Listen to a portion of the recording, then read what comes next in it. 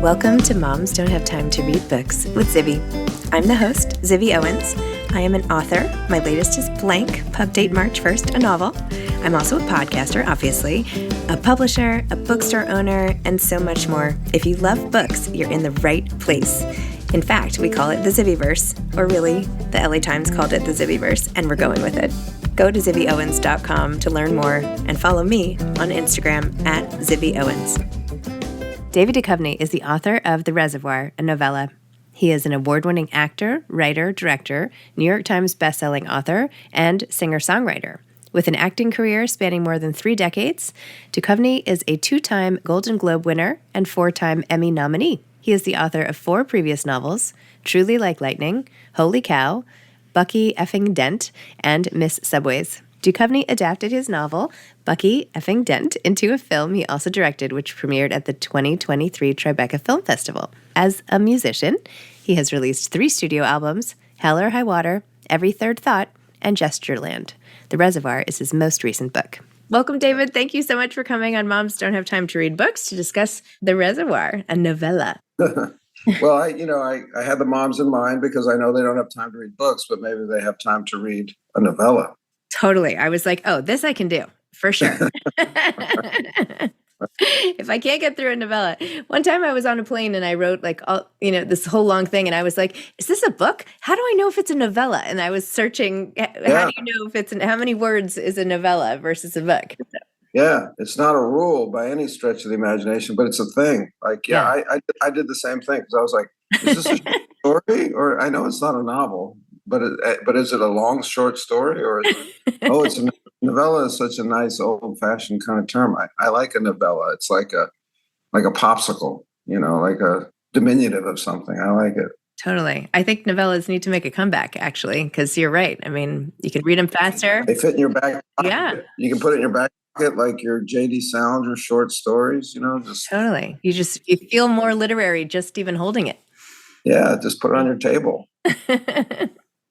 We were just talking about the Reservoir itself, and I am, being from New York, grown up going to the Reservoir, which plays a central role in the story. And I remember my lacrosse team in middle school, we had to cradle the ball, running around the entire reservoir. Anyway, I've been there many, many a time.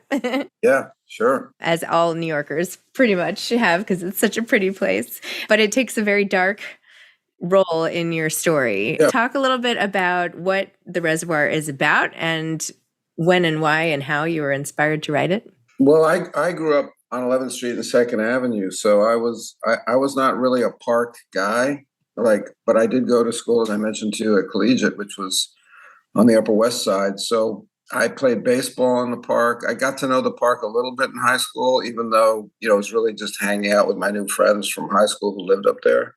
But it was never like a central part of my life. It was really when I moved, I raised my kids when we moved to New York, and I lived on Central Park West there, and I had that view of the reservoir, and I really got to know the park a little better. And it featured somewhat in a novel I wrote called Miss Subways, and so it was kind of like always kind of feeding my imagination from that point on, because it was this weird thing, having grown up, as I said, downtown, it just wasn't really part of my life, and then to realize you have this huge thing in the middle of this, asphalt jungle, right? And it's hard to imagine the city without it. And yet it's not really a place for people who are outside the city. Maybe it's a nice place to take a walk or whatever, but it's not really what people come to for New York. But I think it's really what people that live in Manhattan rely on. And in many ways, it's kind of like like a safety valve, or just like to release pressure in a way. And so I really began to kind of get into it that way. And then it was during the pandemic, and I had this great view, of the reservoir and of Fifth Avenue across the way. And during the pandemic, there was really nothing much to do but look out that window, right? And I was just kind of, the story just kind of came to me, in bits, like, rear window, like what if somebody was in one of those windows, Fifth Avenue across the way? And then, the pandemic, the nature of the pandemic, reminding me of like Death in Venice, and all the discussion and the awareness of like the proximity to actual people. 6 feet was this magical kind of a distance, and it was just very it was very new, obviously, to all of us, but, not historically, right? There've been plagues or whatever, and a lot of literature has come out of plagues, like Canterbury Tales is like, the backdrop of that is a plague. They're going on a pilgrimage during a plague. Castle of Cross Destinies by Italo Calvino is kind of set in a castle during a lockdown of sorts, and obviously Death in Venice, Aschenbach, the protagonist of that, doesn't really heed the lockdown. He's kind of pursuing his obsession of Tadzio, the young Polish kid in Venice, and not paying heed to the fact that he shouldn't be eating those strawberries or, hanging out at all. He should go back home. So that all just kind of coalesced into some kind of, modern day story of a lockdown. It kind of helped me, because it seems like whenever we go through things these days in terms of the media, everything, it seems like, oh, it's the first time this has ever happened.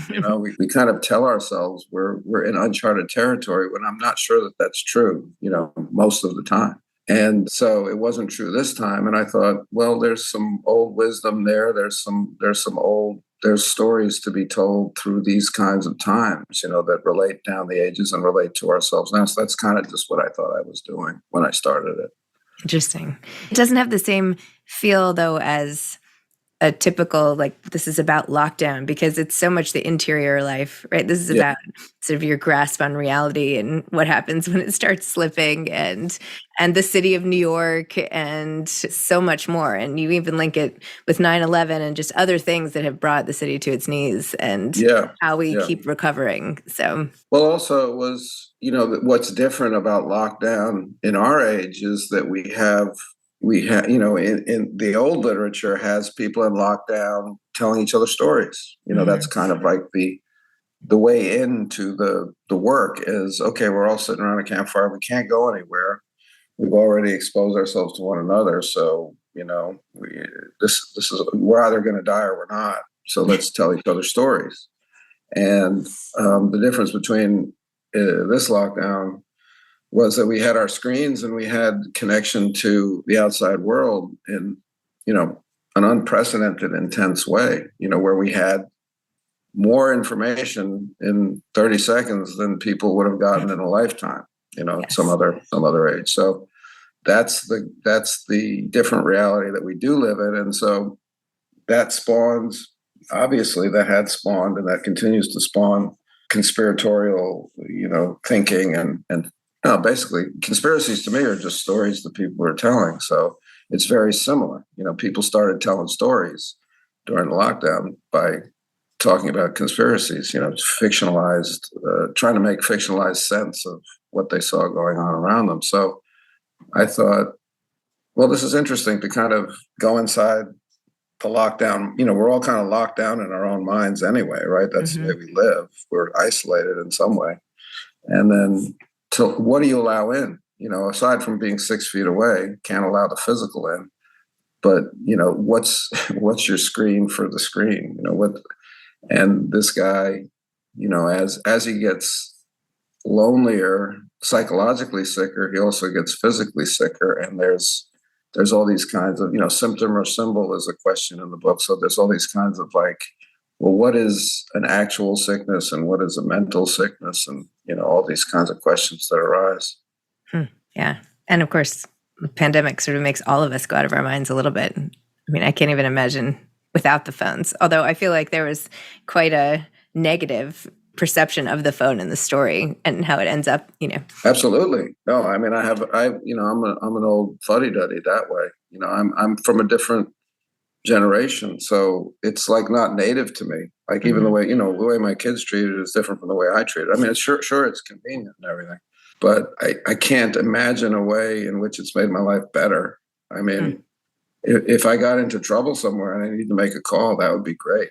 It hasn't happened yet, But in the story, of course, like when he is in trouble, he's like, I know my kids taught me, what am I supposed to press? Like 2 buttons. What am I supposed to do? Well, the phone does come in handy because he throws it at the guy and he hits him. Of course, so, I know. So I think the way a phone can really come in handy is if you use it as a defensive it's a weapon. Yeah. Only defensive, though. Okay. Defensive weapon. Yeah. Well, I don't even know why I carry mace. I mean, exactly. It's like a total waste. Don't need that bear Just need a solid iPhone. Exactly. Can I read a passage that I thought was so awesome? Sure. Okay, this is about New York again. You say, thousands of windows lighting up now like rectangular hearts beating, contagious to one another, multiplying exponentially until it seemed the entire ghostly lockdown city and all its cordoned off lonely people had begun communicating again, crying, I see you, I see you, I see you, reaching out to one another across the dark moat of a park. It struck him as beautiful to behold, the city confusing itself for a Christmas tree, seeking connection through the speed of light, tired of this smothering killjoy pandemic and its careful puritanical distances. Ridley Elementary backstroked, cheerfully as an otter, and glancing down south, he watched in awe as the Empire State Building winked at the Chrysler Building, and the Chrysler winked and flirted shamelessly back, that mile-high, glamorous, silver Art Deco couple, like a strange royalty reuniting before his eyes. The city was falling in love with itself again, coming back to life, and he felt honored to bear witness. That's gorgeous. That is a gorgeous passage.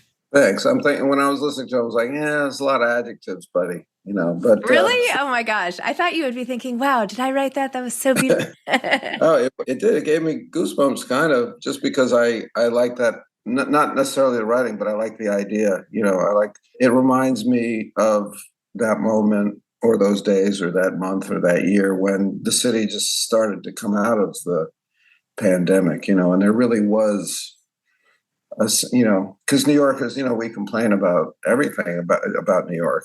We claim to love it, but we just complain about it. And at that point, it was just like love. It was just like, yeah, we're out. The streets are fucking filthy and crowded, and it's all great. It's like, yeah. So there's that moment when you've lost everything and you realize, hey, things were pretty good. Things were pretty good then. That's true. Fall back. It's like falling in love again, which is what it says in the passage. Yeah. Yeah. Beautiful. Well, you also, as I mentioned before, you talked about 9/11 and how everything that was important to us became so clear, right? It was so front of mind, like, oh, this is what's important. And then like a year or two later, you're like, oh, well, I've kind of lost hold of that. Everything's just back to the way it was. And you lose that sense of... Yeah, that's just human nature, I guess, that we, and I guess intense times tend to make you focus on survival and what's important. So you cut back on the luxurious things or you cut back on the extraneous things and you realize, oh, yeah, all I need is a peanut butter jelly sandwich and my loved one, whatever, you know what I mean? So, and that's great. If we could hold on to that, that'd be fine. But all of a sudden we're like, I don't really like peanut butter, I feel like this is a good conversation because I've been complaining so much lately about the city and how it doesn't feel safe lately and everything's going out of business and like there's garbage everywhere. I'm like, and I'm always like, should I move? And I'm always like, I'm never going to move. Why do we even talk about this? Yeah, I moved, when I grew up, well, you grew up there too. So yeah, for me, it was enough already. It's like, I'll always enjoy going back, but I like the clean slate after a point too. I think it may be when my kids are in college. Well, that's what it was. I didn't leave until my kids were gone. Okay. Yeah, I've got quite a bit to go, but that's okay. Counting down. Yeah, day by day. Another funny thing that you did in the book is even though your main character is curmudgeonly in a way, he also sort of defies the typical grandfather stereotype where you think like, oh, the grandparents will be so happy when I call. But here he's like, the grandkids are so annoying and the last thing I want is for them to get on FaceTime and pretend that they want to talk to me. Yeah. I love that. Yeah. I don't have any grandkids, but I imagine they won't want to talk to me when they... Oh, that's so funny. My kids barely talk to me, so I can't imagine my grandkids want to talk to me. Well, that's another interesting part is his relationship to his daughter. And, as she worries, and obviously he's descending into his own mental stuff, but, wanting to figure out how to preserve that relationship. And then there are observations you have just about life, like when you have him sitting on the ground and thinking, how did people like dig graves when the ground was this hard and there were no machines? And I'm like, yeah, right? How did they do that? They were just tougher than us. I guess so. Yeah, if you've ever tried to touch the ground in Central Park in the middle of winter, you're like, yeah, it'll just pull your nail right off. So yeah, it was a scene where he's digging for, he's trying to find something to throw at that guy before he throws the iPhone at him. Yeah. trying to find a rock or a pebble, and it's just hard, kind of slaty soil. I'm embarrassed to admit I did not know that Central Park was once used as the burial ground for enslaved people. And not sure that I knew that. Maybe I knew that. I can't remember. I mean, did you make that up, or is that true? I'm pretty sure I didn't make it up. I know it was a potter's field at some point, which is, for unclaimed bodies or unknown deceased.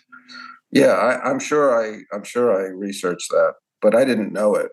I think I was just researching general facts about Central Park. I think I was researching the reservoir, when it was really last used, and what's the deal with it and all that stuff. So yeah, it's very interesting well, the history of New York's very interesting. As any kind of history is, but a big city like that, yeah, there's a lot of. I mean, that's kind of the story is kind of getting that too. If you think of like the city as a person, it has this kind of repressed history, unconscious, whatever things it would rather not think about that it did in the past, things like that. Like if it's a father, mistakes I made, things like that. So the city has kind of a repressed return of the repressed, or an unconscious that when the city is sick, like during the pandemic, then the city also is having hallucinations. That's kind of, he's like the conduit for a city hallucinating in a way. I'm just making that up right now, but it sounds good. Let's go with it. I like it. That's what I meant to do. So what do you want the reader to take away from your story? Gee, that's, it's like not something, it's a good question, but it's not something I ever ask myself. It's like when I'm writing something, it's just like I'm trying to service the thing itself. What does this thing want to be? I'm not really thinking of the reader. I think I really wanted to kind of have a sympathy for the conspiratorial mind, like I think it's all bullshit, all the Trumpian kind of stuff out there. But I wanted to kind of investigate how it's comforting and how it's attractive, how it can seduce, well, in this case, a sick guy, who's nearing the end on some level, knows that and wants the answer, the part of us that wants the answer, and I wanted, the answer is not Jewish space lasers, but I get why I want to write a story in which I had an intelligent man kind of fall prey to the need for it to make sense, because the truth is there really isn't one bad guy. There's not even like a cabal of 10 bad guys. It's just groups of people trying to do their best usually, and some people not doing, some genuinely bad people doing things, but they're not organized. There's no organized conspiracy, and that's just movies and TV. And we want that. We clearly want that, because we want to blame a bad guy. We want to have a hero. We want to have a good guy. But I guess that's what I wanted to do, was like show how when you get lonely, you're susceptible to wanting the kind of comfort of the big A answer, the big T truth, or whatever. I got it. Now I can move on, Interesting. I just answered that to your question. I read this interview with Joyce Carol Oates where she was saying very intelligently, like, I just answered your question. I never thought of that. And I don't even know that I believe what I just said. You know what I mean? Because you're just kind of trying it out. Yeah. So what do you think? How did it sound? It sounded okay. It sounded good. Like next week I might go, yeah, no, that wasn't it, Okay. Well, just let me know. I'll delete it. Are you working on anything new? I just started. Yeah, I'm going to do an acting job in Europe today, actually, which is why I was late and just forgetful. And I just started a podcast yesterday. I'm going to do a 10-episode podcast with Lemonada, the podcast company. Yeah. And so I just did my first one yesterday. I was in your position, and it's different. I'd never been the interviewer, and it's a learning process. It wasn't quite as smooth as I thought it was going to be. Definitely. I mean, maybe if you think back to when you started and to where you are now, you probably have learned a few tricks. I used to write down all my questions and send them ahead of time. I would do quotes, like I was a kid in school, and send all the questions. I did that for years until finally someone came on and was like, why do you send the questions? And I was like, oh, just, to prepare and let you know. Yeah. And he was like, I think it would be a lot more fun if you didn't send questions. And then I was like, all right, that would save me some time. Yeah. So then I stopped. But it helped for a long time. Not that you need that, but it helped me. Yeah. Yeah. Well, mine's called Fail Better. It's kind of about failure. Oh. It's my, the glory and necessity of it and that kind of stuff. And, I don't know what it is. Do you think people I don't think of you and failure in the same breath. Where does, Well, that's kind of what I'm talking. I mean, I'm not just talking about myself, but it's, my sense is always, it's never exactly what you thought it was going to be or what you had in mind, no matter what the creation is. Mm-hmm. I mean, that's failure in art or whatever. There's failure in life. There's all different kinds of failure. But I kind of had this idea that I wanted to be talking about, how to shift the perspective on failure as not something to fear, but something to embrace in a way, because that's the only way. That's the only way you move forward, really. Or you could just do the same thing over and over and succeed at that, and you can live your life that way if you want. But that felt kind of lonely and like not a way to go. So yeah, that's just like the vague idea that I have, the discussion I want to have. So it's not like I'm not saying your job is easy, but like you've got the one book, so you're going to ask about this, right? It's like, for me, I'm just like, it's very hazy. So like, it was an interesting kind of a feeling like, should I get back to what this is supposed to be about? But this is interesting, that kind of. Yeah. Well, it's your show. You get to do whatever you want. Yeah. Well, I forgot that in the moment. I forgot. And what is your acting thing in London? Can you say? It's an Amazon limited series called Malice, and it's kind of wealthy people behaving badly, kind of a deal. Sounds good. It seems to be what people want these days. Yeah, I'll take some of that. And do you write while you're in the midst of acting, shooting, whatever?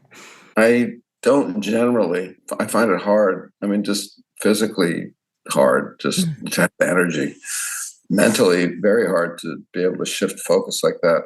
I guess, no, the only time I ever wrote while I was acting was when I was doing the X-Files, but then I was writing like X-Files. So it kind of was in the same headspace in a way, even though very different kind of motor skill to do one and then the other. But generally, no, because when I write, I kind of write hard and fast and focused. Mm-hmm. I'm not like a slow writer who can do it over. I'm more of a sprinter when I write. So I can't be carrying something else when I'm sprinting. Got it. Well, now maybe you can just go back to a short story. We can get shorter and shorter till then you have poems, just poems at the end. I do have a bunch of poems that I thought about publishing just because it would make me seem like I'm being more productive than I am, because these are poems that I've written over a lifetime, really. And I don't know, I've got to find somebody who'd be interested in publishing them. See, obviously that's not a market.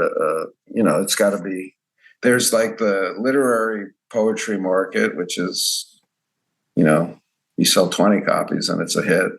Then there's the popular poetry market, which like, I think is basically just Billy Collins and maybe Amanda Gorman. And then I don't know what happens in between, Well, I guess you could find out.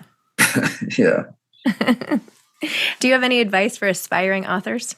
Well, I mean, the most obvious advice is just, sit your ass down, and write. And that's it. Because it really is, it is a marathon, and it is a muscle, and it is a way of life, so it may be tired. Oh my gosh, I don't like and you really love it, don't you? Well, there's nothing better than having done it.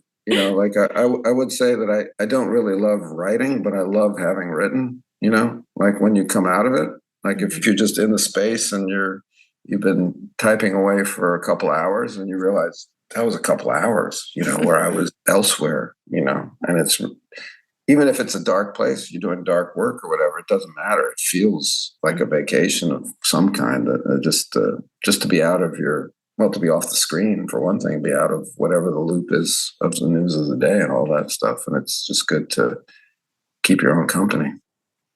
Very true. Well, thank you. You're a beautiful writer, and I Thank really you. enjoyed the story and the conversation. So thanks. Thank you. Okay. Likewise. Have a good trip. Take care. Sorry I was late. No worries. No worries. Thanks. Bye-bye. Bye.